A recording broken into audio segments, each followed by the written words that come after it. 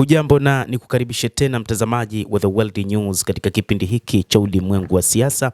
Jina langu ni Adam Hussein.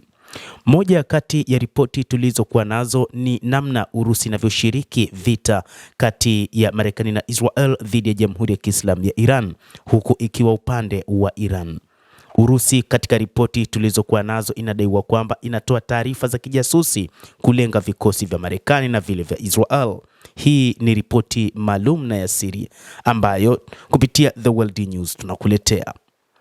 Moja kati ya nchi ambazo zimekuwa na lawama kubwa katika ulimwengu hasa linapokuja suala la kusaidia washirika ni pamoja na shirikisho la Urusi. Lawama hizi zilianzia huko Venezuela baada ya kutekwa kwa Nicolas Maduro, lakini lawama hizi zilikuja kuongezeka baada ya kifo cha Ayatollah Al-Khamenei kwamba Urusi imeshindwa kumlinda mshirika.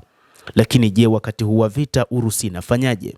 Urusi imeripotiwa kuipa Iran maeneo ya mali za kijeshi za Marekani zikiwemo meli za kivita na ndege tangu kuanza kwa vita hivyo. Urusi ni moja kati ya mataifa ambayo yanadaiwa pia yametoa silaha za kutosha za kisasa ikiwa ni pamoja na ndege za kivita za Su-35 kwa maana ya Sukhoi 35 pamoja na baadhi ya ulinzi wa anga. Licha ya kwamba iliweka wazi siku za hivi karibuni kwamba haikuombwa msaada kwa ajili ya kuisaidia Iran, lakini kuna mambo ya chini ambayo yanaendelea baina yake na Iran. Urusi ndiyo inayoendesha ujasusi kakulenga vikosi vya Marekani katika eneo la Mashariki ya Kati. Hili limeelezwa katika baadhi ya vyombo vya habari ikiwa ni pamoja na The Washington Post ambalo limeripoti mnamo Ijumaa likinukuu maafisa watatu wanaofahamu suala hilo. Kwa mujibu wa ripoti hiyo, Urusi imekuwa ikipa Iran maeneo yenye mali za kijeshi za Marekani tangu kuzuka kwa vita hivyo, zikiwemo meli za kivita pamoja na ndege.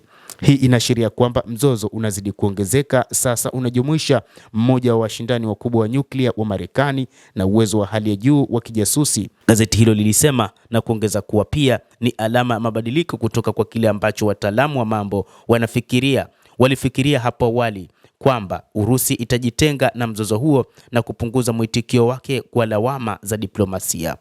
Waziri wa mambo ya nje wa Urusi Sergei Lavrov alitoa wito mapema wiki hii kwa uhasama kukoma na kurejea juhudi za kisiasa na diplomasia, akidai kuwa yuko tayari kuunga mkono suluhu za amani na maelewano kwa kuzingatia sheria za kimataifa.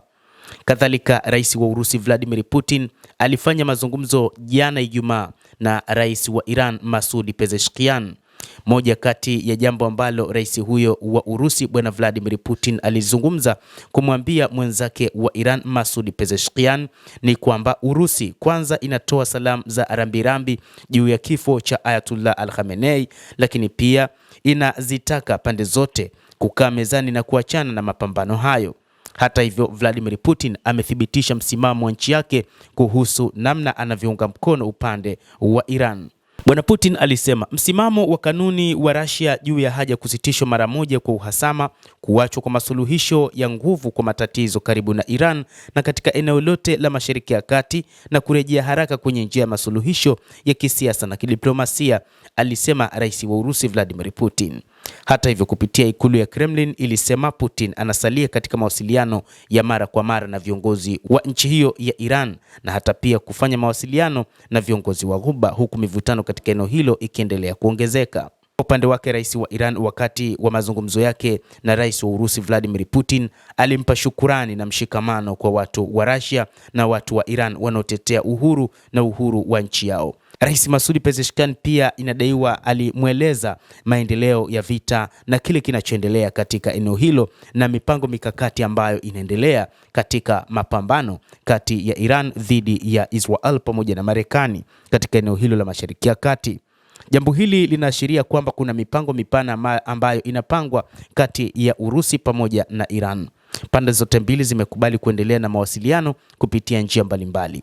Ikulu ya Kremlin ilisema mvutano umekuwa ukiongezeka kote katika eneo la Mashariki ya Kati tangu Marekani na Israel zifanye mashambulizi makubwa dhidi ya Iran siku ya Jumamosi ya wiki iliyopita na kuwa mamia, akiwemo kiongozi mkuu wa Iran na maafisa wakuu wa kijeshi.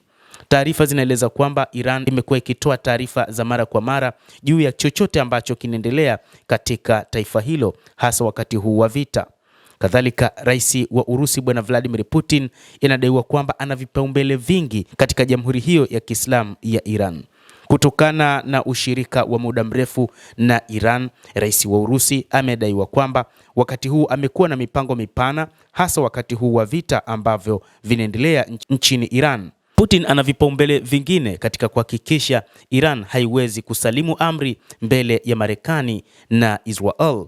Itakuwa upumbavu kwa Urusi kuingia katika makabiliano ya kijeshi ya moja kwa moja na Marekani, lakini inatengeneza mazingira ya kuhakikisha kwamba hakuna namna Iran inaweza ikashindwa katika vita hivi, wanasema wachambuzi wa mambo.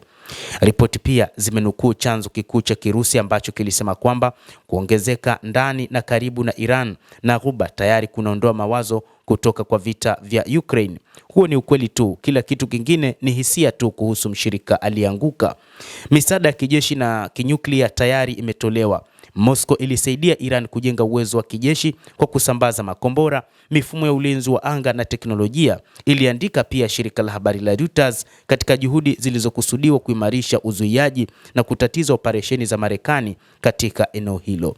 Kwa hivyo, kwa kuhitimisha ni kwamba wakati huu rais wa Urusi Vladimir Putin hahitaji kuona Iran ikianguka, licha ya kwamba kiongozi mkuu ameshauawa, lakini utawala hauwezi ukaanguka. Kwani ikiwa Iran itapoteza na ikiwa mamlaka nchini humo itadondoka, ni wazi uhusiano kati ya Urusi na Iran utaanguka pia, kwani kutakuja na utawala mwingine ambao bwana rais wa Marekani Donald Trump anapanga hata mikakati yake itakuwaje.